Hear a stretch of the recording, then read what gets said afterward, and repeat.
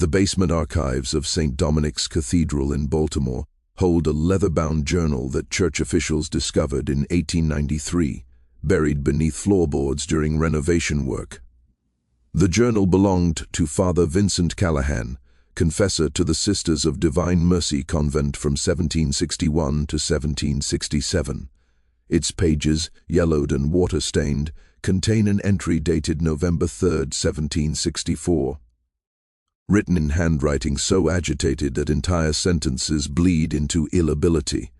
The words that remain legible describe something Father Callahan called the most disturbing confession of his 32 years in the priesthood.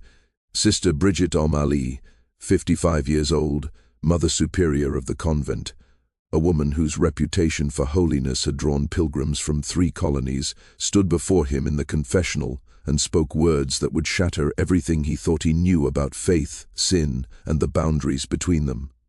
She was pregnant, 4 months along, carrying the child of an 18-year-old enslaved man named Samuel, who worked in the convent's gardens. And when Father Callahan asked her how this could have happened, how a woman who'd devoted 37 years to God could commit such a grievous sin, Sister Bridget looked him directly in the eyes and said something that haunted him until his death.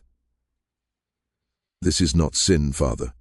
This is God's greatest miracle, and I will prove it to the world." What happened in that Maryland convent didn't just expose one woman's fall from grace. It revealed a web of secrets, manipulation, and desperate faith that reached from the poorest enslaved quarters to the Archbishop's palace in Philadelphia. Tonight, we're opening that sealed journal and telling the story that the Catholic Church spent decades trying to erase. The year 1764 marked a peculiar moment in colonial Maryland's history. The colony had been founded by Catholics seeking refuge from English persecution, but by the 1760s, Protestant settlers outnumbered Catholics 3-2, and anti-Catholic sentiment ran high. The Sisters of Divine Mercy convented in this hostile environment like a fortress of the old faith, its stone walls and iron gates, separating 23 nuns from a world that increasingly viewed them with suspicion. The convent occupied 12 acres on the outskirts of Baltimore, far enough from the city center to maintain isolation, close enough to serve the Catholic families who still clung to their faith despite mounting pressure to convert. The main building, constructed in 1739, rose 3 stories high, its gray stone facade broken by narrow windows that looked more like defensive slits than sources of light. Behind the main structure stood the chapel, the dormitories, the kitchen house, and at the far edge of the property, barely visible from the main buildings, the quarters where 11 enslaved people lived and worked, maintaining the gardens, kitchens, and physical infrastructure that kept the convent functioning. Sister Bridget Ali had arrived from Ireland in 1727, a 17-year-old girl fleeing famine and hopelessness, seeking purpose and religious devotion. She'd taken her final vows in 1730 and had spent the next 34 years rising through the convent's hierarchy through sheer force of will and unshakable faith. By 1764, as Mother Superior, she controlled every aspect of convent life with precision that bordered on obsession. The other sisters whispered about her, not from malice but from awe. Sister Bridget seemed to need no sleep, appeared in the chapel at all hours, prayed with an intensity that left her trembling and, drenched in sweat, spoke with such certainty about God's will that questioning her felt like questioning divine authority itself. She was not a kind woman, not in any conventional sense. She believed that suffering purified the soul, that comfort bred weakness, that the path to God required constant discipline and denial. The younger nuns learned quickly that Sister Bridget's approval came only through absolute obedience and tireless devotion. She assigned the most difficult tasks, enforced the strictest fasting schedules, and showed no sympathy for illness or exhaustion. Yet, despite this harshness, or perhaps because of it, the convent thrived under her leadership. Wealthy Catholic families sent their daughters there for education. The sick came seeking the nuns' herbal medicines. The chapel drew worshippers from surrounding counties who believed that prayers offered in Sister Bridget's presence carried special power. Samuel had arrived at the convent in August 1762, purchased from an estate sale in Annapolis, after the death of his previous owner, a tobacco merchant who taught him to read, write, and perform basic mathematics, skills that made him valuable but also dangerous. Enslaved people with education posed threats that illiterate field workers did not. They could forge passes, read newspapers, understand the legal documents that governed their bondage. Most owners avoided educated slaves entirely, but the convent needed someone capable of managing correspondence, maintaining financial records, and teaching basic literacy to the younger novices who arrived from poor families without formal schooling. Sister Bridget had personally selected Samuel at the auction. Examining him with the same clinical detachment, she applied to inspecting vegetables at the market. She asked him to read a passage from the Bible, write a sentence in clean script, and calculate the sum of 3 large numbers. He performed all 3 tasks flawlessly, his hands steady despite the humiliation of being evaluated like livestock. Sister Bridget paid 48 sterling, a considerable sum, and brought him back to the convent with explicit instructions. He would work in the library, transcribing texts and managing documents. He would assist Sister Margaret in teaching the youngest students their letters. He would maintain absolute silence about everything he saw or heard within the convent's walls. Any violation of these rules would result in immediate sale to the worst plantation owner Sister Bridget could find. And she assured him she knew several men whose cruelty was legendary. For 2 years, Samuel lived up to these expectations perfectly. He moved through the convent like morning mist, present but insubstantial, performing his duties with quiet efficiency. He slept in a small room above the stable, ate meals alone in the kitchen after the nuns had finished, and spoke only when directly addressed. The sisters grew accustomed to his presence in spaces normally forbidden to men. The library during morning hours, the classroom during afternoon lessons, the corridors when delivering messages, between buildings. His youth and his obvious intelligence made him seem less threatening than the older men who worked the fields and never entered the main structures. Sister Bridget watched him constantly, though he didn't realize it initially. She'd positioned her desk in the administrative office to provide a clear view through the window into the library where Samuel worked. She could observe him for hours, watching how he handled the ancient texts, how carefully he formed each letter when copying manuscripts, how completely he lost himself in the act of reading. Something about his absorption troubled her deeply. Books and learning should serve God, should draw the mind toward divine contemplation, but Samuel read with a hunger that seemed almost carnal, as though knowledge itself provided pleasure separate from spiritual purpose. The shift in their relationship began on a February evening in 1764, 9 months before Father Callahan's disturbing confession. Samuel was working late in the library transcribing a sermon collection by candlelight when Sister Bridget entered unexpectedly. He immediately stood and lowered his eyes, the posture of deference he'd perfected. But she waved him back to his seat. "Continue your work," she said, moving to the shelves, running her fingers along the spines of leather-bound volumes. "I'm merely retrieving something for my evening prayers." Samuel returned to his transcription, hyper-aware of her presence, the soft sound of her footsteps on the wooden floor, the rustle of her habit, the faint scent of the lavender soap the nuns made from their garden herbs.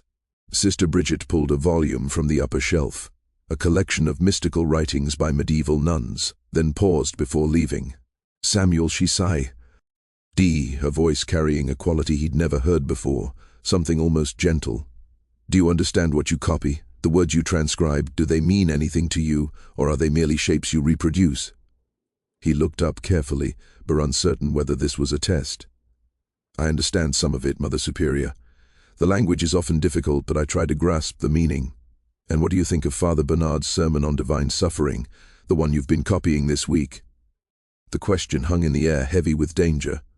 Samuel understood that his answer could determine his fate. If he said he hadn't comprehended the theological arguments, she might decide he was unsuitable for intellectual work and send him to field-bore labor. If he demonstrated too much understanding, too much engagement with religious ideas, she might see him as presumptuous, a slave overstepping his place. Father Bernard writes that suffering brings us closer to Christ. Samuel said carefully that physical pain can purify the soul when borne with proper devotion. I think he's writing about something I'll never fully understand. Mother Superior, I've known suffering of a different kind, the suffering of bondage, but I don't think that's what he means. Sister Bridget studied him for a long moment, her grey eyes unreadable in the candle light.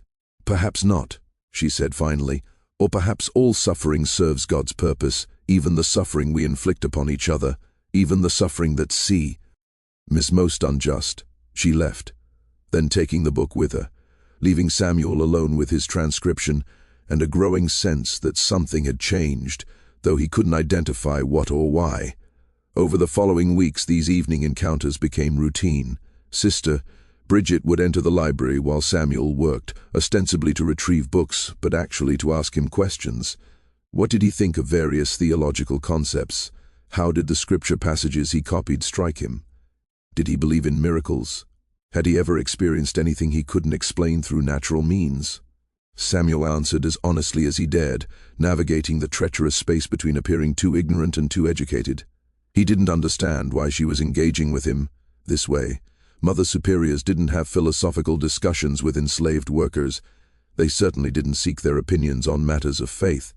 But Sister Bridget seemed genuinely interested in his thoughts, and Samuel found himself looking forward to these strange conversations, even as they frightened him. The turning point came on a May evening, unusually warm for Maryland spring. Samuel was alone in the library, organizing correspondence, when Sister Bridget entered and closed the door behind her, something she'd never done before. The sound of the latch clicking into place sent ice through Samuel's veins. "I need to speak with you about something of grave importance," Sister Bridget said, her voice low and urgent. "What I'm about to tell you must remain absolutely confidential. Do you understand? Your life depends on your silence." Samuel's hands trembled as he set down the papers he'd been sorting. "Yes, Mother Superior, I understand. Sister." Bridget moved to the window, looking out at the darkening gardens. When she spoke again, her words emerged slowly, as though each one caused her pain. "For 37 years, I have served God with every fiber of my being. I have denied myself every comfort, every pleasure, every human desire. I have fasted until my body weakened. I have prayed until my knees bled. I have done everything the Church requires and more, and in return I ask God for one thing, only one thing, a sign, proof that my devotion mattered, that my suffering served some purpose beyond mere obedience to institutional rules. Do you know what God's silence feels like, Samuel? When you pray for decades and hear nothing, when you beg for one small confirmation that you've not wasted your entire life and the heavens remain empty." Samuel didn't answer. He sensed that these weren't really questions directed at him, but rather thought Sister Bridget was speaking aloud. Possibly for the first time 3 months ago, she continued, "Still facing the window, I had a dream so vivid that when I woke, I couldn't immediately distinguish it from waking reality. In the dream, an angel appeared in my cell and told me that God had heard my prayers, that I had been chosen for a great purpose, that I bear witness to divine power in a way that would challenge everything the Church claims to believe about miracles and faith. The angel told me I would conceive a child, a holy child, born from devotion rather than sin, and that this child would prove that God's power extends beyond the narrow understanding of corrupt institutions." She turned then, and Samuel saw tears streaming down her face, something he'd never witnessed in all the time he'd known her. "I am 55 years old. My courses stopped 7 years ago. I am barren by every natural measure. Yet the dream felt more real than this room, more certain than any scripture I've ever read. And Samuel, I believe God sent me that dream for a reason." Samuel's heart hammered so hard he thought it might break through his chest. He understood now where this conversation was leading, and the knowledge terrified him beyond anything he'd ever experienced. "Mother Superior," he said, forcing his voice to remain steady, "dreams can deceive. They can come from our own desires rather than from God. You should speak to Father Callahan about this, not to me." "I've tried speaking to Father Callahan," Sister Bridget said, her voice hardening. "I've tried speaking to the Archbishop. They tell me the same thing you just did, that I'm an old woman experiencing delusions, that I should accept my barrenness as God's will. But they're wrong. I know they're wrong because the dream has returned every night for 3 months. The same angel, the same message, the same absolute certainty. God is testing my faith, Samuel. He's asking whether I believe him capable of working miracles outside the church's approved channels. She moved closer, and Samuel forced himself not to retreat. I've studied the scriptures extensively. I've read theological texts the church keeps locked away from ordinary believers, and I've learned something the bishops don't want acknowledged. Miracles require human participation. When God performed wonders in the Bible, he always used human vessels: Moses' staff, Elijah's mantle, Mary's womb. God doesn't work in pure abstraction. He works through flesh and blood, through people willing to surrender themselves to divine purpose. Mother Superior, please, Samuel whispered. Don't ask what I think you're about to ask. I can't. We both know what would happen to me if anyone discovered. No one will discover anything. Sister Bridget interrupted, her voice taking on the commanding tone he'd learned to fear. Because this won't be sin. This will be a woman making herself available to God's will, and a young man choosing to participate in something sacred rather than something shameful. I'm not asking you to defile me, Samuel. I'm asking you to help me prove that God's power exceeds human limitations, that faith can overcome every biological impossibility. Samuel stood, his chair scraping loudly against the floor. I can't be part of this. You know what they'll do to me. They won't ask questions. They won't listen to explanat. Ions. They'll hang me. Or worse, Mother Superior, you're asking me to die for your certainty about a dream. Sister Bridget's expression shifted from pleading to something colder, more calculating. You're right to fear discovery through conventional means. That's why what I'm proposing isn't conventional at all. I've spent 6 months studying medical texts that the Church acquired from a French monastery. Scientific writings about animal reproduction, about breeding livestock without natural mating. The French have been experimenting with artificial methods, transferring reproductive material from male to female without any physical contact between them. It's documented, Samuel. It works. Samuel felt the room spin around him. You want to? You're talking about applying livestock breeding techniques to human beings. I'm talking about using the knowledge God gave humans to achieve what appears miraculous, Sister Bridget corrected. Think about it logically. If I become pregnant without breaking my vow of chastity, without any man touching me, how is that different from the Virgin Mary's conception? The method may be scientific, but the result will be indistinguishable from divine intervention, a 55-year-old barren woman bearing a healthy child. The doctors will have no explanation. The Church will have no choice but to acknowledge God's hand in it. Or they'll burn us both, Samuel said flatly. They'll call it witchcraft, or satanic influence, or any number of other things that NW. Our deaths. Sister Bridget moved to her desk and retrieved a leather folder, which she opened to reveal several documents covered in her precise handwriting. I've thought of everything, Samuel. Every possible outcome, every danger, every objection. If we're discovered before the pregnancy is confirmed, I'll claim you assaulted me, and your word will mean nothing against mine. You'll be executed, but I'll survive. If we're discovered after the pregnancy is confirmed, I'll claim exactly what I believe to be true, that this is divine intervention, and I'll have a living child as evidence. Medical impossibility transformed into reality. How can they deny that? They'll find a way. Samuel said, the powerful always find ways to explain away things that threaten their authority, perhaps. But Samuel, what's your alternative? You'll remain enslaved for the rest of your life. You'll work in this library, copying other people's words, living in that tiny room above the stable, owning nothing, being nothing until you're too old to be useful, and they sell you to someone who will work you to death in a tobacco field. Is that the life you want? Samuel said nothing, because they both knew the answer. Sister Bridget pressed her advantage. Help me with this, and I promise you something the law says I cannot give, but which God's will makes possible. When the child is born, when the miracle is confirmed, and the Church is forced to acknowledge divine intervention, I will have authority. They cannot question. And I will use that authority to grant you freedom, legal, documented freedom. You'll be able to leave Maryland, start a new life, be your own man. That's what I'm offering, Samuel. Participation in a miracle and liberation from bondage. You can't promise that, Samuel said, but his voice had lost its certainty. Mother Superiors don't have the authority to free enslaved people without the Archbishop's approval. I'll have more than the Archbishop's approval, Sister Bridget said, her eyes blazing with absolute conviction.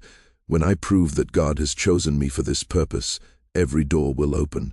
Every impossibility will become possible. The Church will grant me whatever I ask, because denying me will mean denying the miracle itself. They'll have no choice. Samuel looked at the documents she'd spread before him, pages covered with anatomical drawings, procedural instructions, theological arguments. She'd prepared for this conversation with the same meticulous attention to detail she applied to everything else. This wasn't impulse or madness. This was calculated, deliberate, and terrifying in its precision. How would it work? He asked finally, hating himself for asking, but unable to stop. These procedures you've read about, what exactly would we have to do? Relief flooded Sister Bridget's face. The process is surprisingly simple. We'll use the herb garden storage cellar. It's underground, completely private, accessible only through a locked door to which I have the only key. You'll provide the necessary biological material in one room. I'll collect it in a sterilized glass vessel that I've acquired from a medical supplier in Philadelphia. In a separate chamber, I'll use a specialized syringe to introduce the material into my body. We'll never be in the same space during the crucial moment. You'll never touch me. By any technical definition, my chastity remains intact. That's a theological game, Samuel said. A technicality. Everyone will know what really happened. Everyone will know that a 55-year-old woman who hasn't menstruated in 7 years became pregnant. Sister Bridget countered, that's not a technicality. That's a biological impossibility. Let them explain it however they wish. The result will be the same. A living child born from absolute barrenness. How is that not a miracle? Samuel walked to the window, looking out at the garden where he'd spent so many hours tending plants that would never belong to him, watching seasons change that measured a life going nowhere. Sister Bridget was offering him something he'd stopped allowing himself to imagine. Hope, freedom, the chance to be something other than property.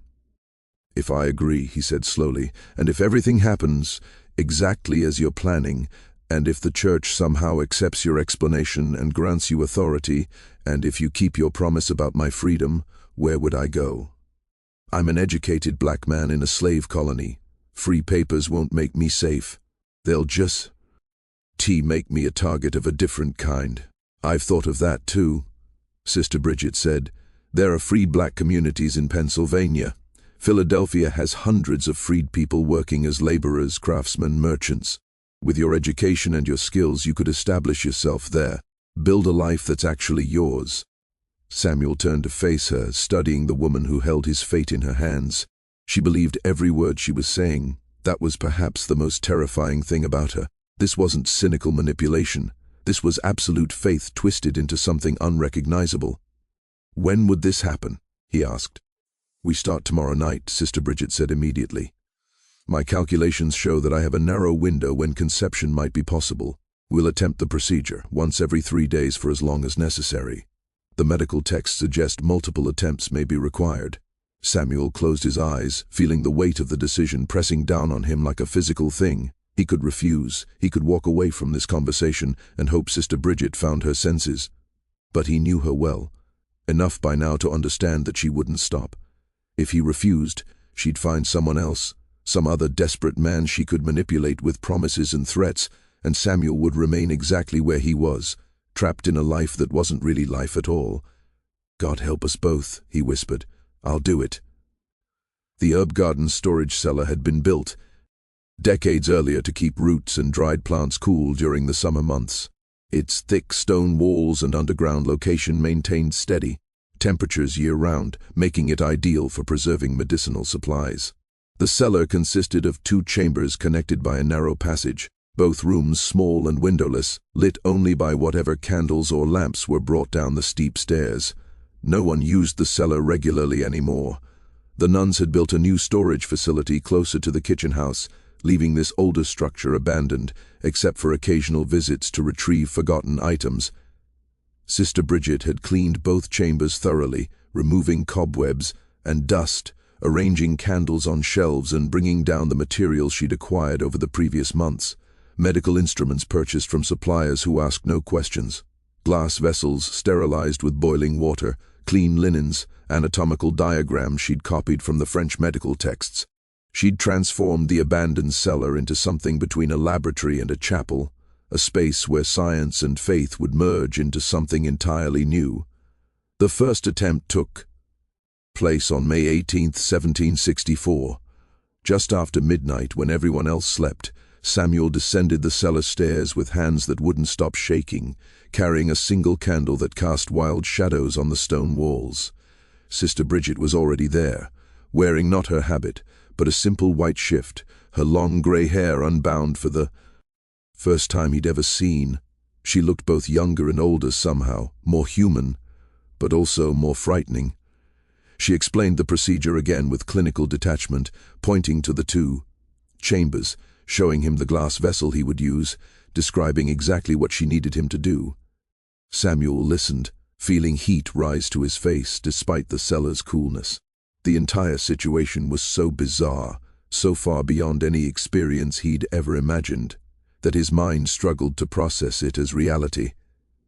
"I'll be in the far chamber," Sister Bridget said, her voice steady and matter-of-fact.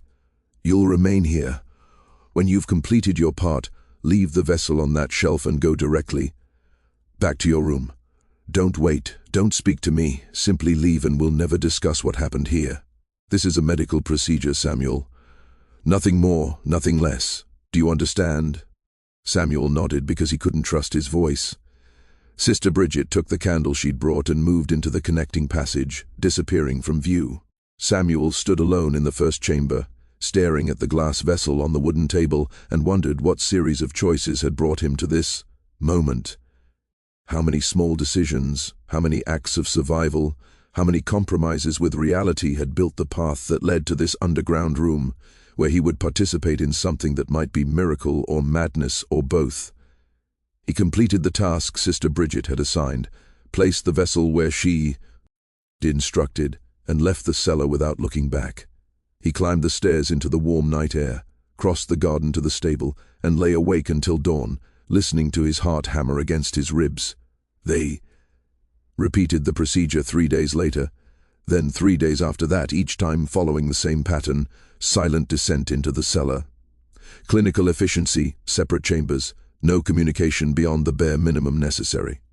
Sister Bridget treated the whole enterprise with the same detached precision she applied to managing the convent's accounts. Samuel tried to think of it as just another task he'd been assigned, like transcribing manuscripts or teaching children their letters, but his mind wouldn't cooperate with that fiction. After the 4th attempt, Sister Bridget informed him they would pause for 3 weeks to allow time for conception to occur if it was going to. During those weeks, Samuel moved through his regular duties with mounting anxiety. Every time Sister Bridget entered a room where he worked, he braced for her to announce failure or success, but she said nothing.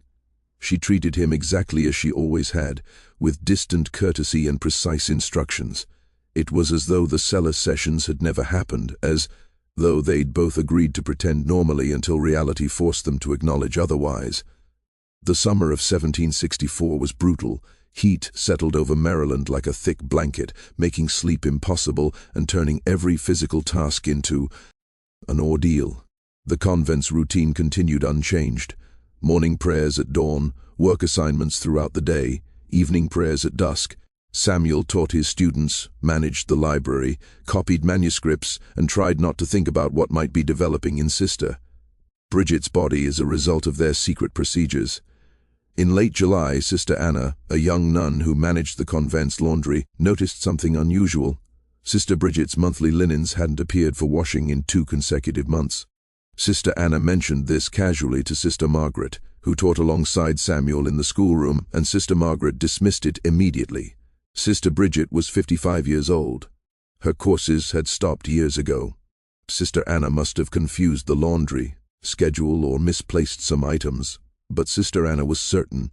She kept meticulous records, and Sister Bridget's linens were definitely absent. By August, other sisters began noticing changes. Sister Bridget's face looked fuller somehow. She'd always been gaunt, her aesthetic lifestyle leaving her thin and angular, but now there was a softness to her features that hadn't been there before. She'd also become particular about certain foods, refusing meat at meals where she'd previously eaten whatever was served without complaint. She seemed tired, retiring to her cell earlier than usual, and missing morning prayers for the first time in anyone's memory. Sister Margaret, concerned about her Mother Superior's health, finally asked Sister Bridget directly if she was feeling ill. Sister Bridget's response was calm and measured. She was fine, simply adjusting to the body's changes that came with age. She assured Sister Margaret that she was taking appropriate herbal remedies and that there was nothing to worry about. But Sister Margaret did worry. She'd known Sister Bridget for 18 years, and something about her behavior felt fundamentally different. The way she placed her hand on her stomach when she thought no one was watching, the way she stared into space during meals, a small smile playing at her lips, the way she moved through the convent with an air of secret knowledge, as though she possessed information no one else could access. On September 12th, Sister Margaret's concerns reached a breaking point. She'd entered the chapel early in the morning for private prayer and found Sister Bridget already there, kneeling before the altar with tears streaming down her face. But these weren't tears of sorrow. Sister Bridget was weeping with joy. Her hands clasped over her stomach, whispering words Sister Margaret couldn't fully hear, but which sounded like gratitude, like triumph.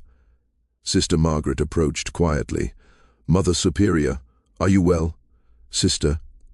Bridget turned and her expression was radiant. "I'm more than well, Sister Margaret. I'm blessed. God has answered my prayers in a way I barely dared hope. I am with child." The words hung in the air between them, so impossible that Sister Margaret's mind simply refused to process them initially. "Mother Superior, you must be mistaken. You're 55 years old. It's not possible. All things are possible with God," Sister Bridget said, her voice carrying absolute conviction. "And I tell you truly, Sister Margaret, I am 4 months pregnant. I have all the signs, the ceased bleeding, the morning sickness, the changes to my body. I am carrying a child, and that child is proof of divine intervention." Sister Margaret felt the floor tilt beneath her. "Mother Superior, please. If you're experiencing these symptoms, they could indicate illness, a tumor perhaps, or some other condition that mimics pregnancy. We need to send for a physician immediately. I will see a physician when the time is right," Sister Bridget said calmly. "But Sister Margaret, you must understand something. This is not illness, this is miracle, and when I reveal it to the world, everything will change. For me, for this convent, for everyone who's ever doubted that God still performs wonders in our modern age." Sister Margaret backed away slowly, her mind racing. She needed to tell someone. But who? Father Callahan? The Archbishop? If Sister Bridget was truly pregnant, the implications were catastrophic. If she wasn't, if this was delusion or illness manifesting as false belief, that was perhaps even worse. Mother Superiors who lost touch with reality couldn't continue leading communities. She left the chapel without responding, went directly to her CLL, and wrote an urgent letter to Father Callahan, who visited the convent twice weekly to hear confessions and celebrate Mass. The letter, preserved in the Baltimore Diocese and Archives, reads in part, "Father, something is gravely wrong with Mother Superior. She claims to be pregnant, speaks of miracles and divine intervention, and shows no awareness of how impossible her claims are. I fear her mind has been affected by illness or perhaps by excessive fasting and prayer. Please come immediately. This cannot wait until your scheduled visit." Father Callahan received the letter that afternoon and arrived at the convent before sunset. He found Sister Bridget in her administrative office, calmly working through correspondence as though nothing unusual had occurred. When he asked to speak with her privately, she agreed immediately and dismissed Sister Margaret, who'd been hovering nearby with obvious concern. "Sister Margaret tells me you've made a rather extraordinary claim." Father Callahan began carefully. "She says you believe yourself to be pregnant." "I don't believe, Father. I know," Sister Bridget replied. "My body tells me what my faith already confirmed. God has chosen me to demonstrate His power to a world that has forgotten how to recognize miracles. When they occur, Father Callahan, who'd been a priest for 32 years and thought he'd heard every variety of confession, delusion, and spiritual crisis possible, found himself genuinely shocked.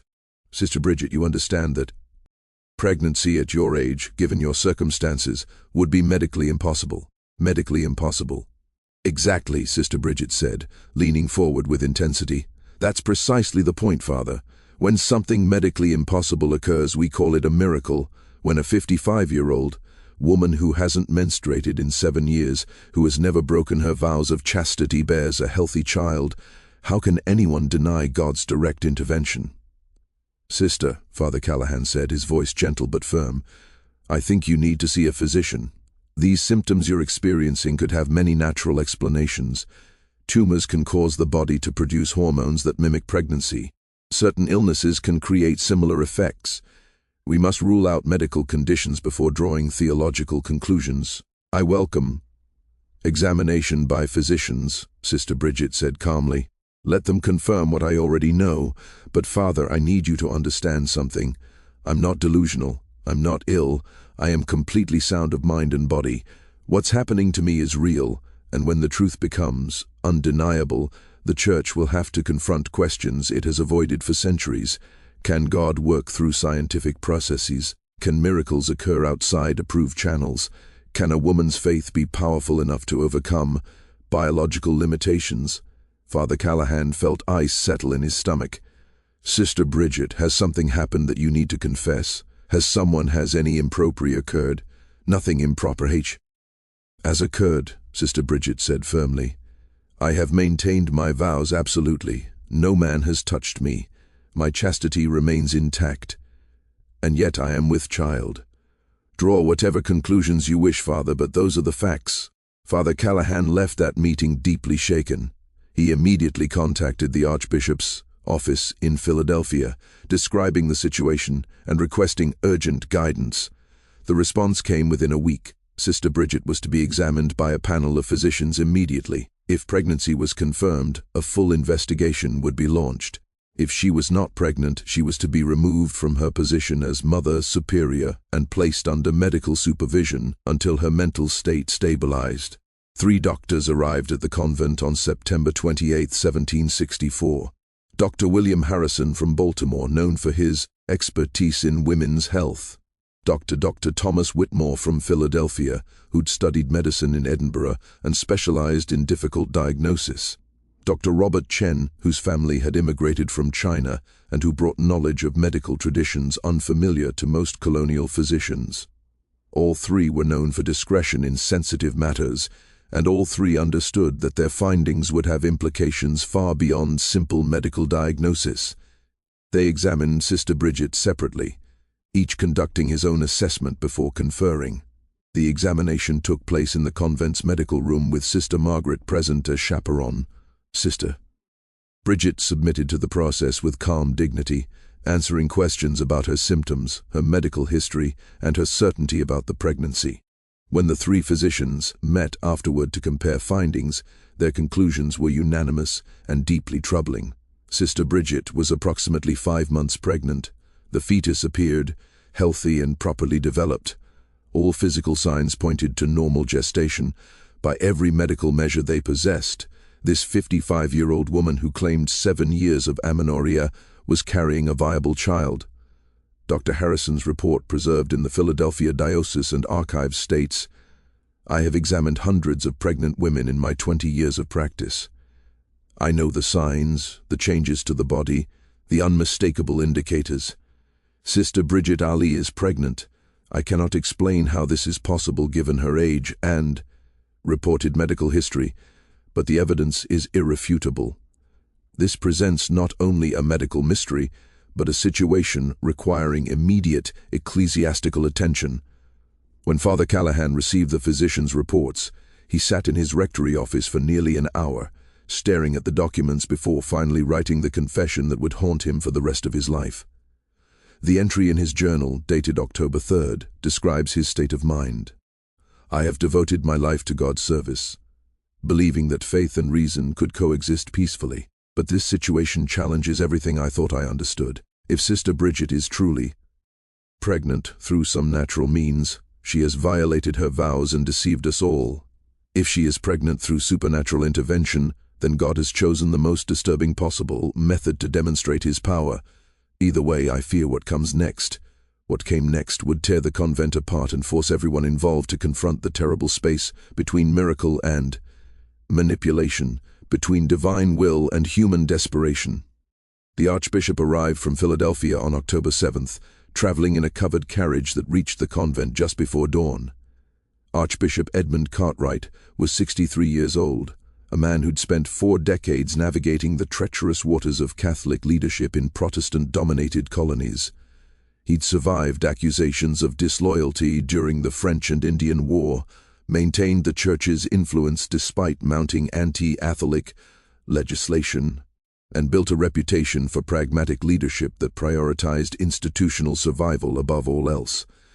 But nothing in his long career had prepared him for the situation waiting at the Sisters of Divine Mercy Convent. He brought with him Father Thomas Brennan, a Jesuit known throughout the colonies for his skill in what the Church delicately called difficult interrogations. Father Brennan had a gift for extracting truth from people who preferred to keep secrets, a combination of psychological insight and relentless patience that wore down even the most determined resistance. If Sister Bridget was hiding something, Father Brennan would uncover it. The initial meeting took place in the convent's administrative office with Sister Bridget seated across from the Archbishop, Father Callahan standing near the door and Father Brennan taking notes at a small desk positioned to observe Sister Bridget's face clearly. The Archbishop began with deceptive gentleness, asking about her health, her duties, her years of service. Sister Bridget answered each question calmly, her hands folded in her lap, her expression serene. "The physicians tell me you're pregnant," the Archbishop said, finally abandoning pretense. 5 months along, a healthy pregnancy proceeding normally. "Sister Bridget, you're 55 years old. You've lived in religious community for 37 years. You took final vows of chastity before most of the women in this convent were born. How do you explain this?" "I explain it as God's direct intervention in my life," Sister Bridget said simply. "I prayed for a sign that my devotion mattered, that my years of service meant something beyond empty ritual. God answered by making the impossible possible. I am barren by every natural measure, yet I carry life within me. What other explanation exists except divine miracle?" Father Brennan spoke for the first time, his voice carrying a quality that made everyone in the room uncomfortable. "Sister, miracles in church history follow certain patterns. They involve divine announcement. They serve clear theological purposes, and they're witnessed by multiple people. The Virgin Mary had the angel Gabriel. She had Joseph, Elizabeth, the shepherds, the wise men. Your claimed miracle has none of these elements. You experienced a private dream. You told no one until pregnancy was undeniable. You're asking us to accept that God chose to work in complete secrecy, leaving no witnesses, no corroboration, no theological clarity. Doesn't that strike you as unusual?" "The Blessed Virgin's pregnancy was also met with skepticism," Sister Bridget countered. "Joseph planned to divorce her quietly. People assumed she'd been unfaithful. Only later, after Christ's ministry, did the miracle become widely accepted. Perhaps my situation follows the same pattern. Initial doubt followed by eventual recognition of divine purpose. The difference," Archbishop Cartwright said coldly, "is that Mary was a young virgin betrothed to be married. You're a 55-year-old nun who took perpetual vows.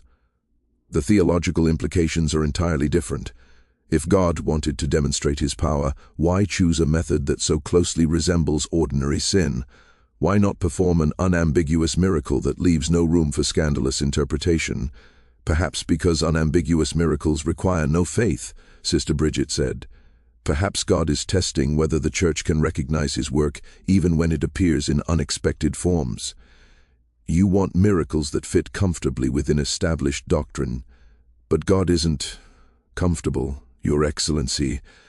God is dangerous and unpredictable. He works through burning bushes, through floods that destroy the world, through his own Son's brutal execution. Why should his intervention in my life be any less disturbing?" The Archbishop's face flushed red. "You're not comparing yourself to Moses or Noah or Christ.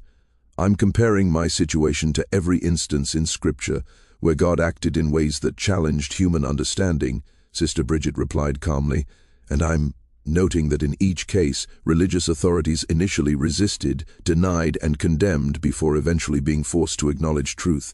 Father Brennan set down his pen carefully. Sister Bridget, I'm going to ask you a direct question, and I expect a direct answer. Has any man had sexual contact with you? Any man at all under any circumstances? No. Have you been alone with any man during the period when conception would have occurred?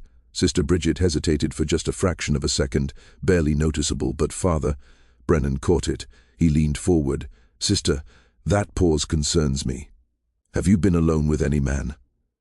I'm alone with Father Callahan during confession, Sister Bridget said. I'm occasionally alone with male merchants who deliver supplies. Samuel, who works in our library, is sometimes present when I'm working in adjacent rooms. But if you're asking whether any impropriety has occurred, the answer is absolutely not. Father Brennan made a note underlining something twice. Tell me about Samuel. How long has he worked here? 2 years since August. And what are ST 1762? And what are his duties? He manages the library, transcribes documents, assists with teaching basic literacy to younger students. He's educated, which makes him valuable for intellectual work. How educated? He can read, write, and perform mathematical calculations. His previous owner taught him these skills, and you're often in his presence. He works in the library. I sometimes work in the adjacent administrative office. We're separated by a doorway and considerable distance. If you're suggesting something improper, you're mistaken. Samuel is enslaved property. He follows instructions. There's nothing between us except the normal relationship between owner and worker. But Father Brennan had caught something in her voice when she said Samuel's name, a slight softening that hadn't been present before. He made another note and changed tactics. Sister, medical science tells us that pregnancy at your age, particularly after years of amenorrhea, is extraordinarily rare, not impossible but extremely unlikely. However, it does occasionally occur through natural means when conditions align properly. Are you certain there's no natural explanation for your pregnancy?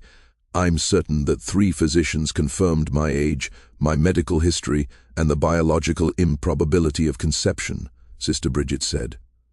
And I'm certain that what's improbable by natural means becomes miraculous when it occurs anyway. Whether you call it rare natural occurrence or divine intervention depends entirely on your willingness to see God's hand in the world. The interrogation continued for 6 more hours, Father Brennan circling back repeatedly to questions about her daily routine, her interactions with men, her understanding of when conception occurred. Sister Bridget maintained absolute consistency, never contradicting herself, never showing uncertainty. But Father Brennan noted every small hesitation, every slight change in tone, building a map of potential vulnerabilities he could exploit later. When the session finally ended, the Archbishop ordered Sister Bridget confined to her cell under constant supervision. She would not be allowed to interact with anyone except the sister assigned to monitor her, and she would remain isolated until the investigation concluded. Sister Bridget accepted this restriction without protest, as though she'd expected it. After she left the room, the Archbishop turned to Father Brennan. What do you think? She's hiding something, Father Brennan said immediately. The story about divine intervention is genuine belief. I think she truly believes God chose her for this purpose. But there's something else underneath.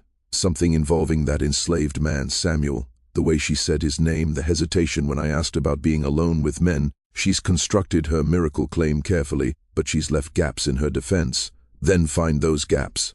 The Archbishop ordered, interview everyone in this convent, examine every record, reconstruct her movements over the past 6 months.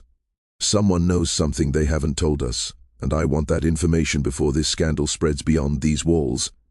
The systematic investigation began the next morning.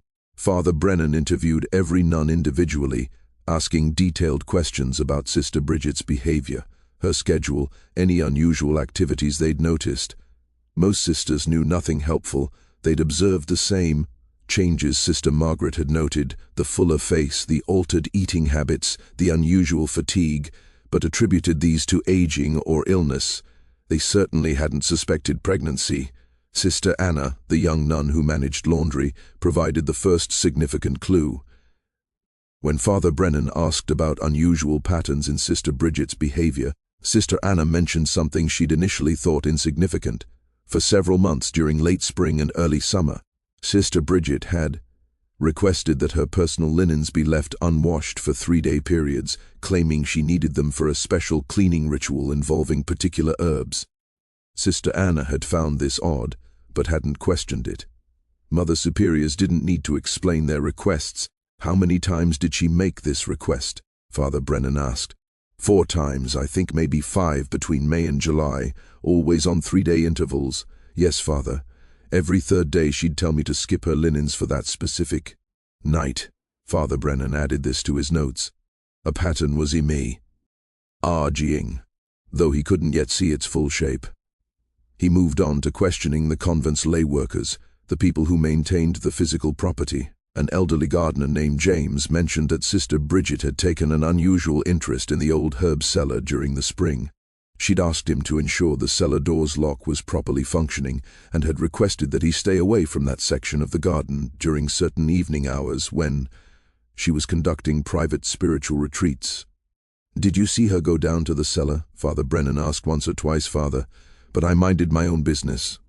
Wasn't my place to question what Mother Superior did with her time. Did you ever see anyone else near the cellar? James hesitated, and Father Brennan recognized the look. This was a man deciding whether to betray information that might get someone else in trouble. James, understand that withholding information in a church investigation is a grave sin. If you know something relevant, you must tell me. I saw Samuel near the cellar one night, James said finally, late, probably past midnight. I'd gotten up to check on a sick horse in the stable, and I saw him crossing the garden. Thought it was strange since he has no business in that section, but I figured maybe Mother Superior had sent him to retrieve something. Was it my place to ask? When was this? May, I think, or early June. I don't remember exactly. Father Brennan felt pieces clicking into place. Sister Bridget, requesting privacy at the old cellar. Samuel seen near the same location late at night, the 3-day pattern of linens being left unwashed, corresponding with the timing when conception attempts would be made. He needed to speak with Samuel directly, but he had to be careful. If Samuel had been coerced or threatened, he might deny everything out of fear. If he'd been a willing participant, he'd certainly deny involvement to save his own life. Father Brennan decided on an indirect approach. He requested that Father Callahan bring Samuel to the administrative office under the pretense of needing help organizing church documents. When Samuel arrived, Father Brennan studied him carefully. The young man was visibly nervous, his hands trembling slightly as he stood near the doorway, his eyes fixed on the floor. Samuel, I understand you work in the convent's library, Father Brennan began conversationally. How do you find the work? It's good work, Father. I'm grateful for the opportunity to use my education, and you've worked here for 2 years now. Yes, Father, since August 1762. You must interact with Sister Bridget fairly regularly, given that her office is adjacent to the library. Samuel's throat worked as he swallowed. Sometimes, Father, when she needs documents, or when I'm delivering correspondence. Have you noticed any changes in her behavior recently? Anything unusual? I don't observe Mother Superior's behavior, Father. That wouldn't be appropriate. Father Brennan, let silence stretch out, a technique he'd perfected over years of interrogations. People felt compelled to fill silence, often revealing more than they intended. Samuel shifted his weight nervously, but said nothing, showing more self-control than Father Brennan had expected. Samuel, I'm going to be direct with you, Father Brennan said finally. Sister Bridget is pregnant. The physicians have confirmed it. This creates an impossible situation that requires explanation. Now, I don't believe in miracles that require secrecy and deception. I believe that when something impossible appears to occur, there's usually a very human explanation hiding underneath. Do you understand what I'm saying? Samuel's face had gone pale.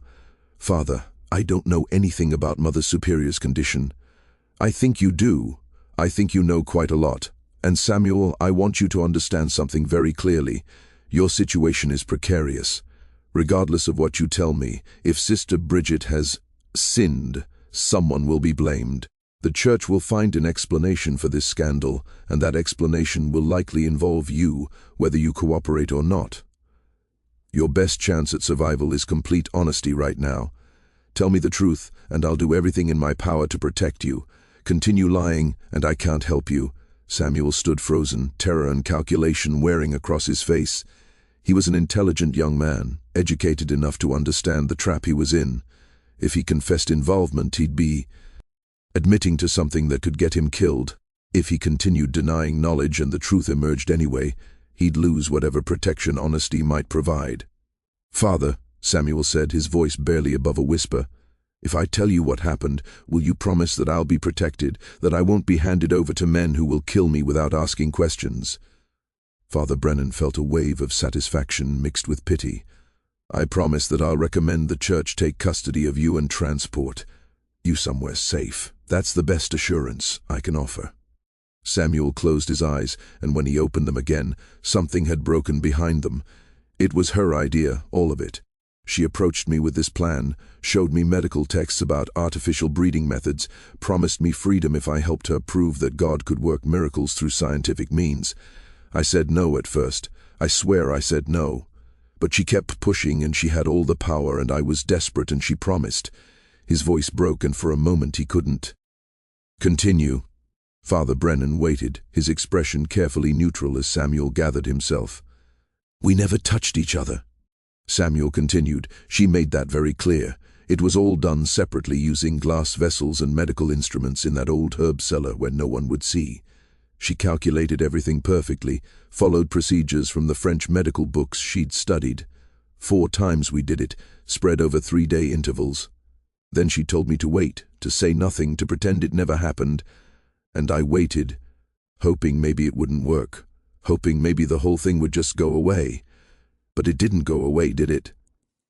She's actually pregnant, and now everyone's going to think I forced myself on a nun, and they're going to kill me for something she orchestrated." Father Brennan had heard countless confessions in his career, but this one left him genuinely shaken.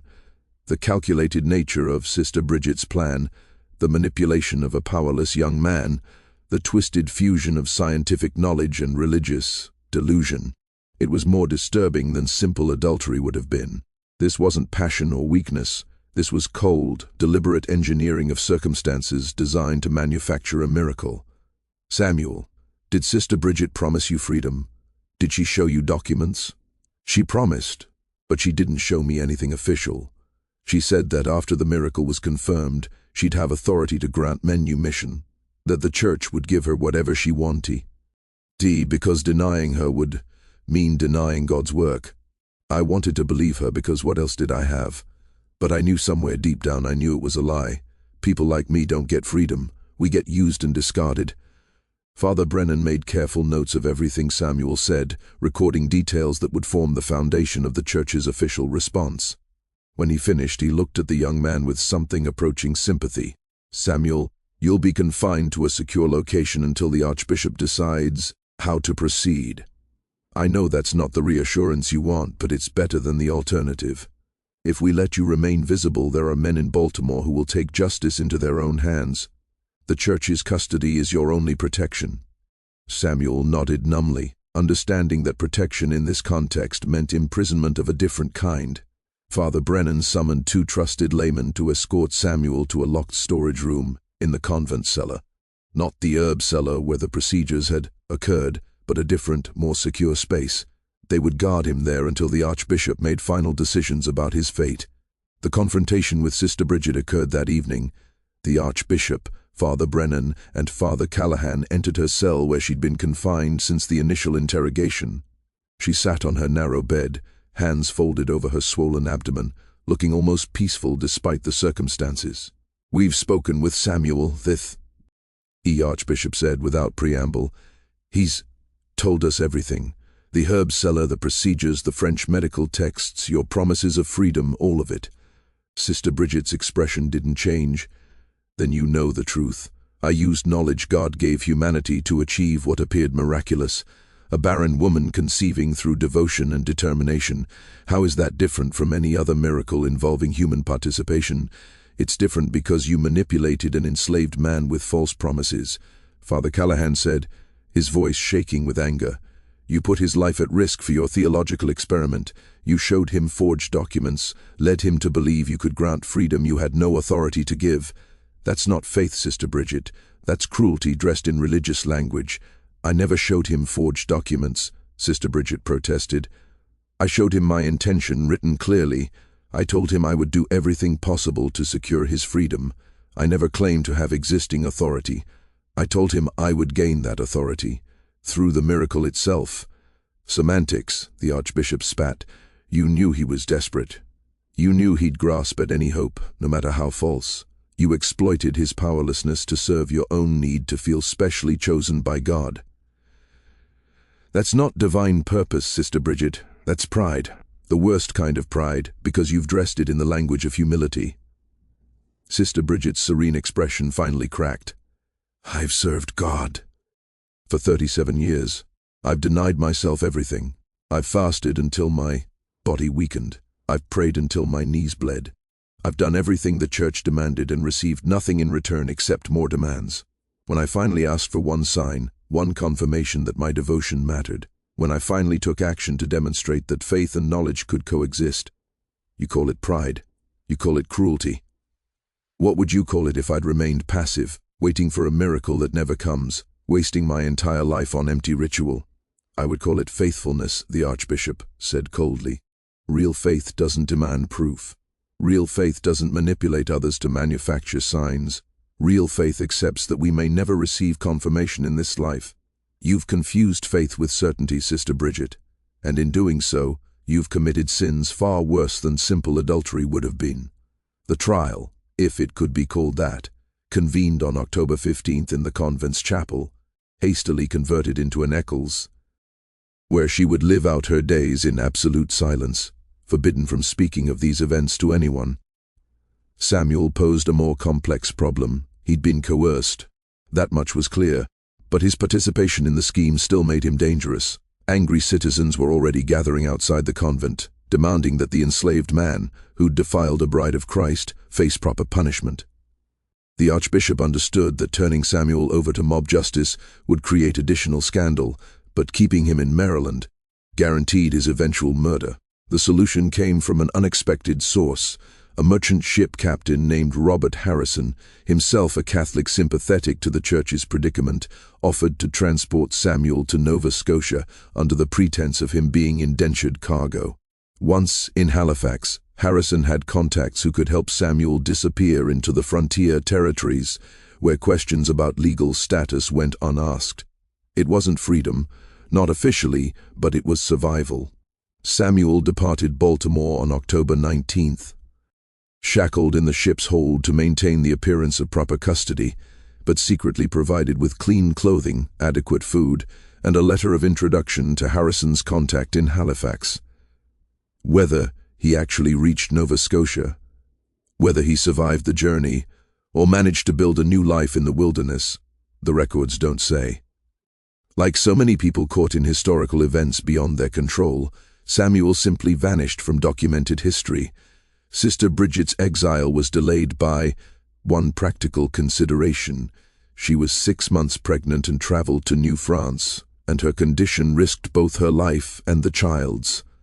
The Church couldn't afford to have her die in transit that would create a martyr and fuel speculation that the pregnancy had indeed been miraculous. She needed to deliver safely. The child needed to be placed quietly, and only then could she be shipped away to perpetual silence. They confined her to a private house in Baltimore's outskirts, a property owned by a Catholic widow who agreed to house Sister Bridget in exchange for the Church paying off her substantial debts. 2 nuns, Sister Margaret and Sister Catherine, volunteered to attend her during the final months of pregnancy. Both women had known Sister Bridget for years, and despite everything, they couldn't bring themselves to abandon her completely. Those months of confinement broke Sister Bridget in ways the trial and exile sentence hadn't. Stripped of authority, separated from the convent, She'd led for a decade, facing a future of absolute silence in a distant monastery. She finally confronted the magnitude of what she'd done. The journals she kept during this period, discovered decades later, and now held in private archives, reveal a woman grappling with guilt, doubt, and the terrible possibility that she'd mistaken pride for divine calling. One entry dated December 3rd reads, "I believed God spoke to me in dreams. I was so certain, so absolutely convinced that I'd been chosen for special purpose, but now carrying this child I'll never raise, having destroyed Samuel's life and my own in pursuit of certainty. I wonder if what I heard was only my own desperate need for significance echoing back at me. Did God call me to this? Or did I manufacture a calling because I couldn't bear to think that 37 years of devotion might mean nothing more than any other person's devotion? That I might be ordinary rather than chosen?" The birth approached, and with it the final chapter of a scandal that had consumed lives and exposed the dangerous spaces between faith and obsession, between miracle and manipulation, between divine purpose and human desperation. The labor began on February 14, 1765, 3 days before the date Dr. William Harrison had predicted. Sister Bridget had spent the morning in restless pacing, her hands pressed against the small of her back, trying to ease the constant ache that had plagued her for weeks. When the first contraction struck at noon, sharp and unmistakable, she didn't cry out.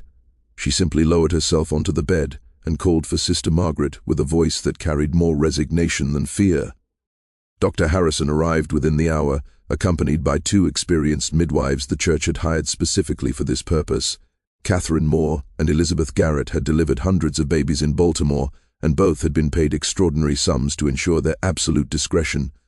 They would witness the birth, assist with delivery bar, and then never speak of it again.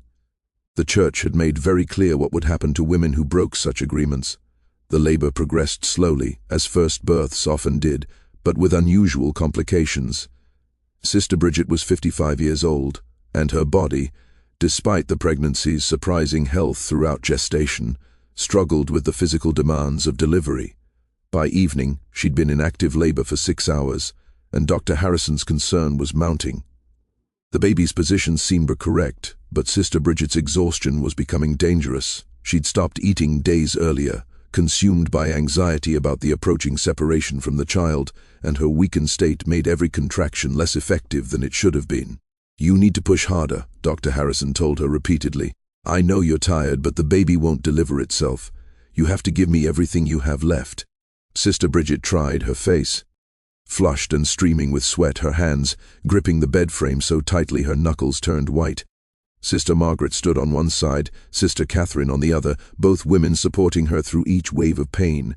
The midwives worked efficiently, checking progress, offering water, changing soaked linens. Hours passed with agonizing slowness, the room growing darker as candles burned down and had to be replaced. Around midnight, Dr. Harrison made a decision.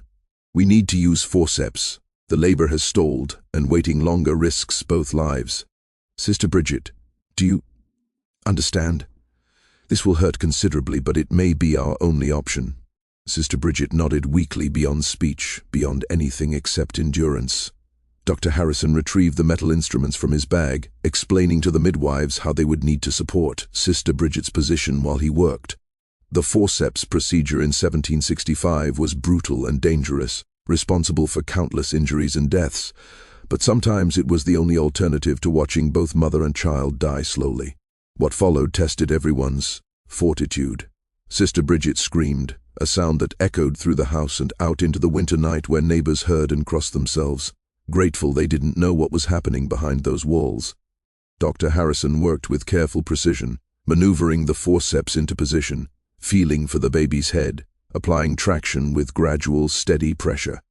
Catherine E. Moore held Sister Bridget's hand while Elizabeth Garrett monitored for hemorrhaging, both women whispering prayers under their breath. At 1:47 in the morning on February 15, 1765, the baby emerged in a rush of blood and fluid.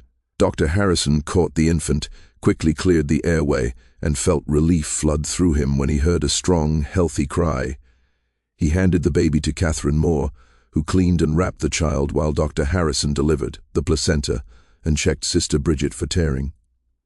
The damage was significant, requiring extensive stitching, but nothing that threatened her life. "It's a boy," Catherine announced, bringing the wrapped infant to Sister Bridget.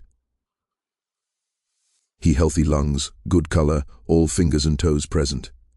Sister Bridget looked at her son with an expression that Dr. Harrison would later describe in his private notes as absolutely heartbreaking. Not joy, not relief, not even the exhausted satisfaction most new mothers showed. Just profound grief mixed with something like wonder. She touched the baby's face with trembling fingers, traced his tiny nose, examined his perfect features in the candlelight. "He looks like Samuel," she whispered, his eyes, his mouth. "He looks just like Samuel." Sister Margaret tensed, glancing at Dr. Harrison with alarm. They'd been instructed to prevent Sister Bridget from forming any attachment, to keep the baby separate, to facilitate the quick transfer to the adoptive family. But Dr. Harrison, who'd seen many births and understood something about human nature that church officials often didn't, made a choice that probably saved Sister Bridget's sanity. "Give her 30 minutes, he said quietly. 30 minutes to hold him, denying her that completely will cause psychological damage that could prove dangerous. 30 minutes won't change what happens next, but it might prevent complete breakdown." Sister Catherine lifted the infant and placed him in Sister Bridget's arms.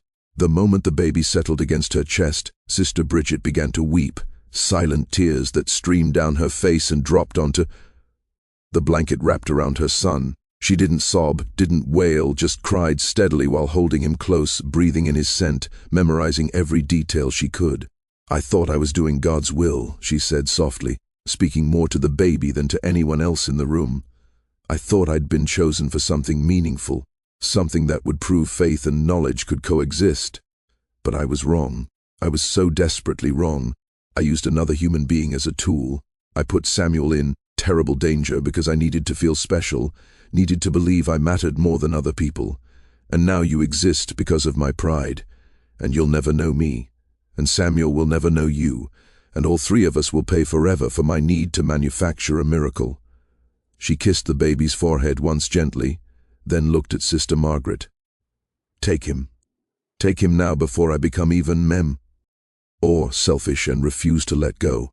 He deserves better than being used as evidence in my failed theological argument." Sister Margaret lifted the infant from Sister Bridget's arms, and the moment of separation seemed to break something fundamental in the older woman. She turned her face to the wall and didn't speak again for 2 full days. Even when Dr. Harrison returned to check on her recovery, even when the nuns tried to coax her into eating, even when Father Callahan came to administer last rites, thinking she might be dying from psychological collapse rather than physical complications. The adoptive family arrived on February 17th. Marcus and Helen Whitfield were a prosperous couple from Virginia, Catholic, childless after 15 years of marriage and desperate enough for a baby that they'd agreed to the church's conditions without hesitation. They would raise the boy as their own son, tell everyone he'd been born to Helen after years of prayer and medical treatment, and never reveal the truth. In exchange, the church would provide financial support, excellent education for the child, and connections that would ensure his future success. They named him James, baptized him on February 20th at their parish church in Richmond, and raised him with love and considerable privilege. James Whitfield would grow up completely ignorant of his origins, attend college, become a successful lawyer, marry, and father 5 children who would never know that their grandfather had been an enslaved man and their grandmother a defrocked nun who'd tried to manufacture a miracle. The secret would die with Marcus and Helen, buried so thoroughly that even family historians researching their genealogy centuries later would find no trace of the scandal. Sister Bridget recovered physically within 3 weeks, though the emotional wounds never healed. The church kept its promise about exile, arranging her transport to the Monastery of the Sacred Heart in Quebec on March 15th. The journey took 23 days, traveling by coach to New York and then by ship up the coast to the St. Lawrence River. Sister Margaret accompanied her, having volunteered to escort the woman she'd known for nearly 2 decades to her final destination. Sister Margaret's letters to Father Callahan, preserved in the Baltimore Diocesan Archives, describe Sister Bridget during this journey as someone already dead in every meaningful sense, She moves when directed, eats when food is placed before her, but there's nothing behind her eyes anymore. The woman who led our convent with such fierce conviction has been hollowed out completely. I don't know if the monastery silence will be punishment or mercy. She has nothing left to say. Anyway, the Monastery of the Sacred Heart occupied a remote location 30 miles from Quebec City, accessible only by difficult roads that became impassable during winter months. 27 nuns lived there in perpetual silence, following rules established in the 13th century by an order dedicated to contemplative prayer. They never spoke to each other, never left the monastery grounds, spent their days in prayer, work and meditation. It was considered one of the strictest religious communities in New France, a place where women went to disappear from the world entirely. Sister Bridget entered the monastery on April 7, 1765. Sister Margaret stayed for 3 days, ensuring the transition was complete, then departed for Baltimore without having spoken a single word to Sister Bridget after their arrival. The monastery's rules forbade communication, even during the introduction period. Sister Bridget simply walked through the gates, received her cell assignment, and vanished into the rhythm of silent devotion that would define the rest of her existence. The historical record provides almost nothing about her years in Quebec. The monastery's records list her as Sister Mary Silence, a new name given to erase her previous identity, and note her presence in daily routines, but offer no personal details. One document, a brief entry in the Mother Superior's private journal dated September 1767, mentions that Sister Mary Silence spent long hours in the chapel weeping silently, and that on several occasions she had to be physically restrained from harming herself. Beyond that, nothing. She existed in complete obscurity for the remaining years of her life. The monastery burned in October 1775 during the American invasion of Quebec. British and American forces clashed in the region. A.N.D. The monastery, suspected of harboring supplies for British troops, was set ablaze by soldiers who didn't bother checking whether anyone was inside. 15 nuns died in the fire, trapped by locked doors and windows barred to prevent worldly distraction. Among the dead was Sister Mary Silence, who'd lived in absolute silence for 10 years and died the same way, her screams unheard behind stone walls consumed by flames. Back in Baltimore, the Catholic Church worked methodically to erase every trace of the scandal. The house where Sister Bridget had given birth was sold immediately. The new owners told nothing about its previous use. The Sisters of Divine Mercy Convent struggled for several years, enrollment dropping catastrophically as Catholic families withdrew their daughters. And Protestant neighbors used the scandal as ammunition against the Church. By 1770, only 7 nuns remained, and the Archbishop made the decision to close the facility permanently. The building was sold to a shipping merchant who converted it into warehouses, and within a decade, most people in Baltimore had forgotten there had ever been a convent on that property. Father Callahan, whose confession journal had documented the scandal's discovery, lived until 1782. In his final years, he returned repeatedly to that November 1764 entry, adding marginal notes that revealed his continuing struggle to understand what had happened. One note, written in shaking handwriting just months before his death, reads, "I've spent 18 years trying to determine whether Sister Bridget was delusional, manipulative, or somehow genuinely touched by something beyond human understanding.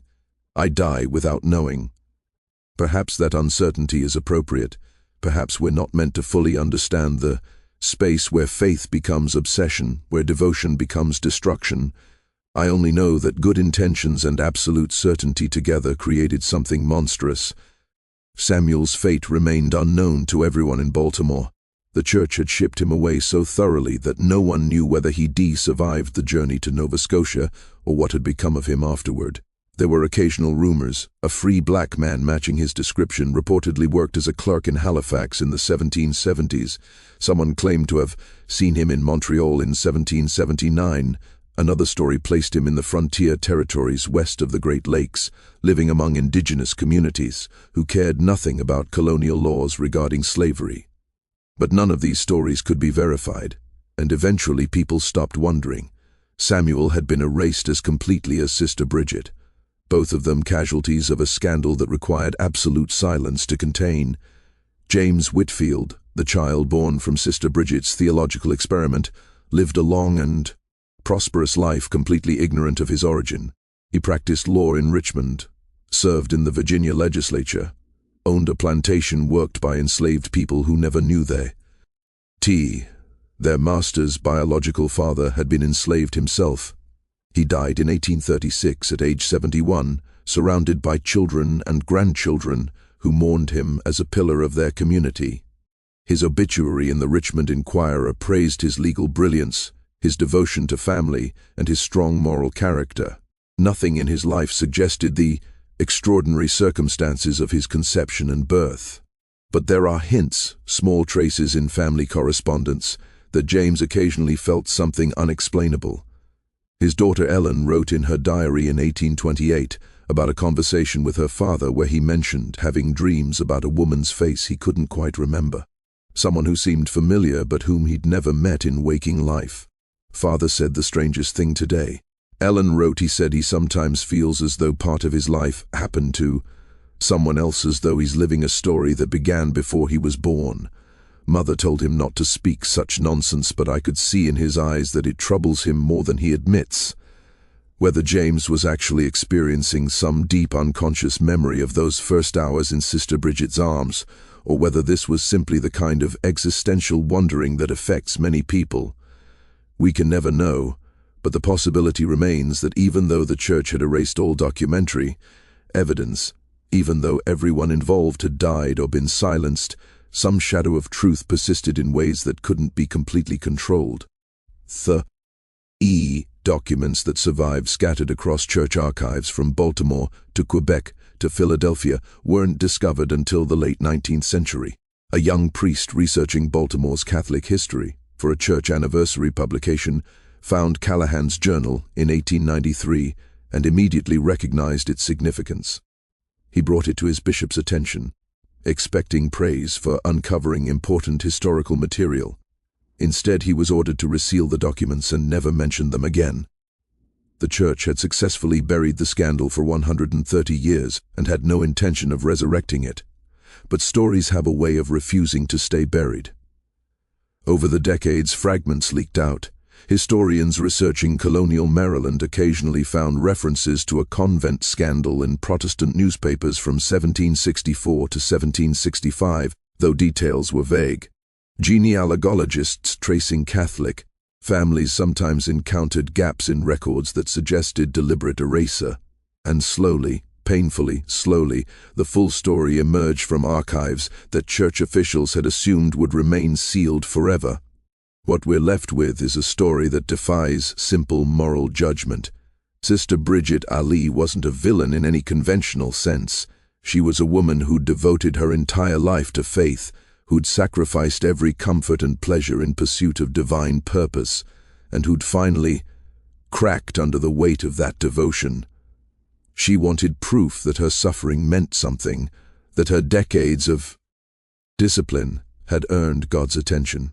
She wanted to believe she'd been chosen for special purpose rather than being just another forgotten nun in a forgotten convent. And in pursuit of that need for significance, she manipulated a powerless young man, put his life at risk, and birthed a child who would never know either parent. Samuel wasn't a villain either. He was trapped in a system that treated human beings as property, given a glimpse of possible freedom, and exploited by someone who held absolute power over him. His participation in Sister Bridget's scheme was coerced through a combination of false promises and the crushing reality that refusing might lead to even worse circumstances. He survived, possibly, but at the cost of everything familiar, his homeland, his small community, whatever fragile stability he'd managed to build. He vanished into history like so many enslaved people whose stories were never recorded, whose lives were never considered important enough to preserve. And James, the child at the center of everything, lived his entire life as a lie, not through any fault of his own, but because powerful institutions decided that truth was too dangerous to acknowledge. He grew up privileged and respected, never knowing that his existence had destroyed multiple lives, never understanding that he was evidence of how far people will go when absolute faith collides with desperate pride. The Catholic Church, for its part, demonstrated institutional priorities remain uncomfortably familiar. Faced with a scandal that threatened its reputation, it chose containment over transparency, exile over accountability, silence over truth. Everyone involved was either killed, shipped away, or sworn to secrecy. Documents were sealed, buildings were sold, memories were deliberately erased, and for 130 years the strategy worked perfectly. But here we are more than 250 years later, and we're talking about it. The sealed room exists to bring you exactly these kinds of buried stories, the historical events that powerful institutions try to erase because they reveal uncomfortable truths about human nature, about the abuse of power, about what happens when faith becomes untethered from compassion. Sister Bridget's story reminds us that the most dangerous people often aren't those who lack faith, but rather those whose faith is so absolute that it justifies any action. That certainty about divine purpose can excuse manipulation, coercion, and the destruction of other people's lives. It reminds us that enslaved people like Samuel existed not as historical abstractions, but as real human beings with hopes, fears, and impossible choices forced upon them by systems designed to crush their humanity. Samuel's education, his intelligence, his ability to read and write, none of it protected him from being used and discarded when convenient. His voice was silenced so thoroughly that we don't even know if he survived past 1765, let alone whether he ever found any measure of peace or freedom. And it reminds us that children born from scandal, manipulation, and institutional cover-ups grow up as real people who never ask to be evidence in anyone's theological argument or bargaining chips in anyone's negotiation with God. James Whitfield lived 71 years without knowing the truth, but that doesn't mean the truth didn't shape his life in invisible ways. The absence of information is itself a form of information, a gap that manifests as unexplained dreams, as strange feelings of disconnection, as questions that can't quite be articulated. So, what do we take from this story?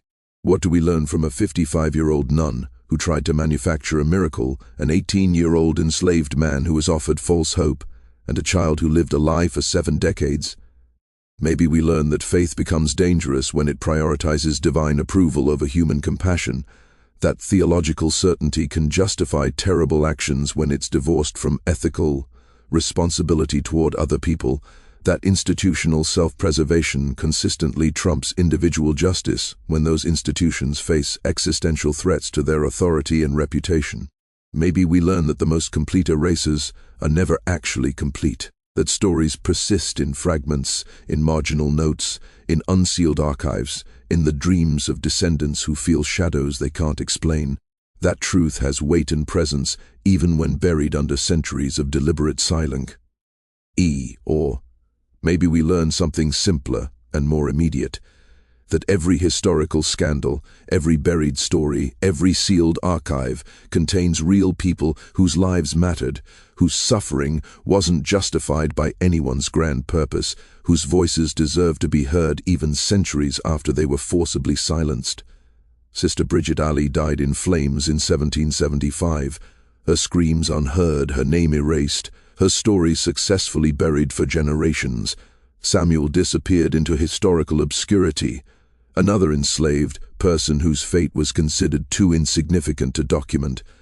James Whitfield died respected and mourned, never knowing the truth about his origins, and the Catholic Church moved forward, secure in the knowledge that its containment strategy had worked perfectly. But the story survived anyway, hidden in scattered documents, waiting for someone to piece together the fragments. And now you know what happened behind those convent walls in 1764. The scandal the Church spent 130 years trying to erase, the impossible pregnancy that destroyed everyone it touched. History's darkest stories aren't always about battles or political intrigue.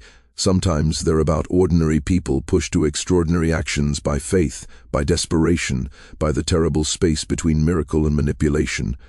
Sometimes they're about institutions choosing silence over truth because acknowledging complexity is more dangerous than enforcing simple narratives. And sometimes they're about us right now, company, confronting the uncomfortable reality that the forces that destroyed Sister Bridget, Samuel and James, haven't disappeared. They've just found new forms, new expressions, new ways to prioritize institutional survival over individual humanity. What happened in Baltimore in 1764 matters not because it was unique, but because it was typical of how power operates, how institutions protect themselves, how desperate people make terrible choices when trapped in impossible situations. The specifics may be extreme, a attempting artificial insemination to prove God's power, but the underlying dynamics, manipulation, coercion, cover-up, erasure, those dynamics remain depressingly familiar. So remember, Sister Bridget, not as a villain or a victim, but as a warning. Remember Samuel, not as a name in a scandal, but as a human being whose life was destroyed by someone else's theological vanity.